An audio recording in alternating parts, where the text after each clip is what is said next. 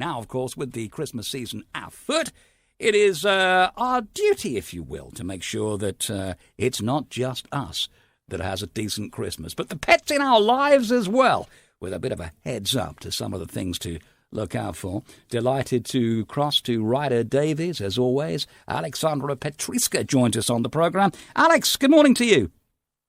Good morning. How are you? Very well. Thank you for joining us. The problem many have over the Christmas period is that even though we know chocolate's bad for dogs, dogs don't seem to know that chocolate's bad for dogs, and they sniff it out, don't they? Yeah, certainly. I mean, what do we do about that, realistically? Well, realistically, let's try to hide chocolate from dogs and cats as well, because we had a few cats eating chocolate also. But if the animal already had the chocolate, then it's always best to give your vet a ring just to check if the dose can harm your pet at all. Yeah, okay. Well, we know that they don't seem to realise it's bad for them. And the odd thing is, it's not bad for every single dog. Well, it probably is bad for them, but not every dog is affected in the same way after ingesting chocolate. Well, every dog will be, depends on the dose. So we really, what is toxic is the cocoa powder. So dark chocolate cocoa powder would be the one to look for. White chocolate, an example, may only cause a little bit of indigestion. But if we're looking anything from milk chocolate, can actually cause symptoms in any dogs. Yeah. Okay. And then you have the little dogs that will be more affected, because when the dog is little and it's enough for him to eat very little of chocolate really to have symptoms.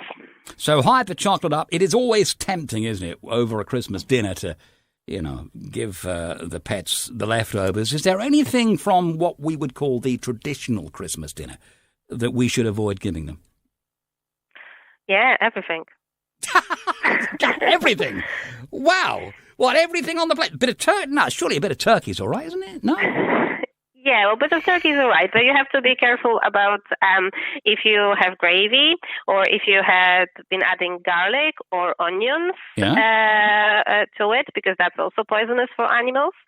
And what we see a lot is because your animal have a certain diet throughout the whole year, and then suddenly get something off the table, and it can really mess up their digestion. And they actually can come up with vomiting and diarrhea pretty quickly, even though you thought you're just going to give them a little treat. Yeah, well, and that is the last thing you want on a Christmas afternoon, really, isn't it? Let's be honest, Exactly. Yeah, okay. Well, most things on the Christmas dinner plate then to be avoided. I'm sure even dogs don't like sprouts, do they? They won't eat sprouts.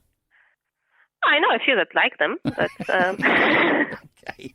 How do they know it? I know this sounds like a ridiculous question. Of course, they don't know the meaning of Christmas, but they are aware that something's different, aren't they? And that in itself can be unsettling for a lot of animals. Yeah, that's very true. So when we have guests, just generally the household is out of order, and also we are stressed. So when we are stressed, our pets are really picking up on it, and then they can show signs of stress as well. All right. Well, most do go for the traditional Christmas walk and they take the dog with them. We do know, of course, from talking to you recently, there's a few things out there that need to be watched out for as well, particularly where there's a presentation of symptoms. Do you want to remind us of some of the stuff out there? What stuff do you mean? Well, we heard recently there is at least 2 or 3 things that can be picked up just by going for a walk, particularly where dogs are concerned. If they happen to bite the wrong thing or they ingest the wrong thing, there's some real awkward canine ailments that are out there at the moment. Well, there's lots of things that the dog can pick up outside. And unfortunately, funnily enough, what we see around the festive season is that they come up after eating tinsel or Christmas lights. Tinsel? Wow. Yeah, tinsel. Yeah, somehow dogs really like tinsel. And that can block them. Yeah. And so actually I would focus more that the new things that we are is all the Christmas decorations that went up. And dogs may think like that's very interesting and it looks like a toy. I'm going to check how it tastes. Yeah, well, back in the old days, Christmas lights used to be like on the mains. Most of them are now LED, so they're low voltage. So if they were to bite them, it won't immediately cause them harm. But it's not just that. The cats, they can't help themselves but try and pull the Christmas tree over, can they? Oh, yeah. Cats love Christmas. Yeah, cats love Christmas. I'm intrigued by the tinsel ingestion. I mean, wow. I thought they were clever animals, dogs, no? Oh no, they're very clever, but they like to check. They like toddlers, so they like to check what's new. We never had a really electrocuted dog from the Christmas lights, but they do eat the bulbs sometimes, and we sometimes had to. Bulbs. Wow. Yeah, and we need to remove them manually. Oh, okay, yeah, that's probably not a job you want on December the 26th. That's for sure. All right, so what do we do then? Do we just keep them out of reach? Do we spray them with something? What do we do to stop them doing that?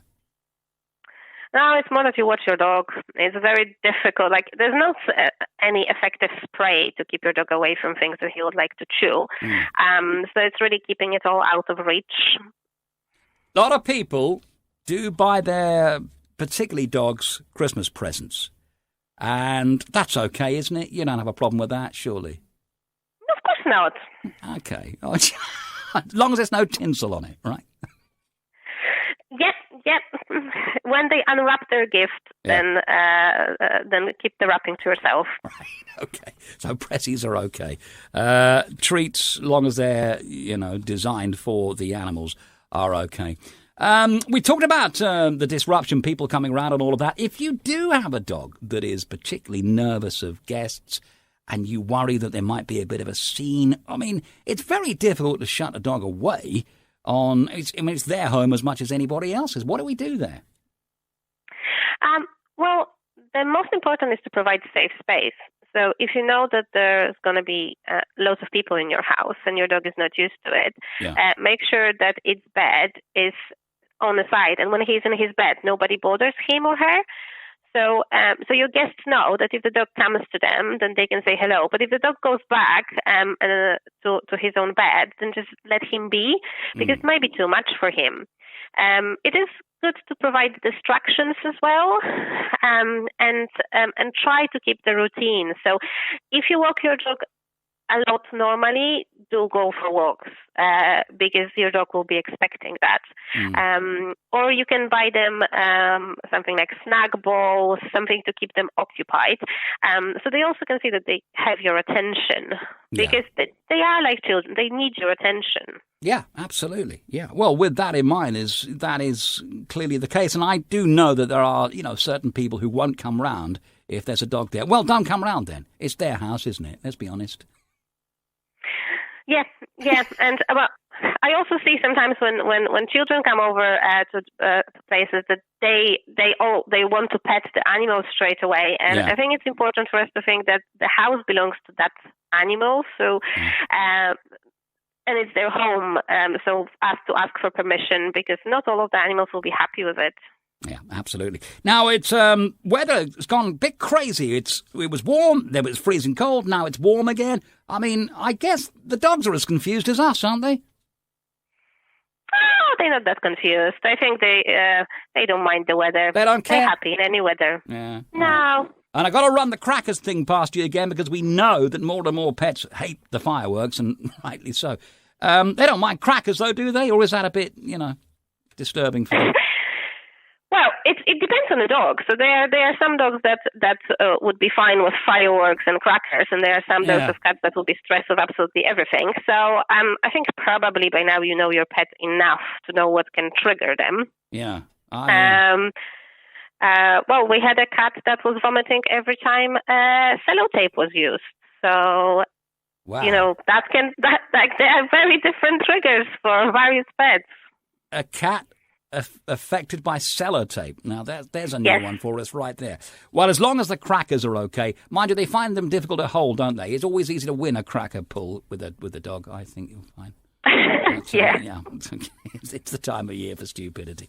Thank you for the update. We'll do our level best, of course. If there is an issue that needs resolving, people may not know what they can do, whether the vets are open. I mean, realistically, there is a 24-hour vet somewhere in the county doing the rounds, right?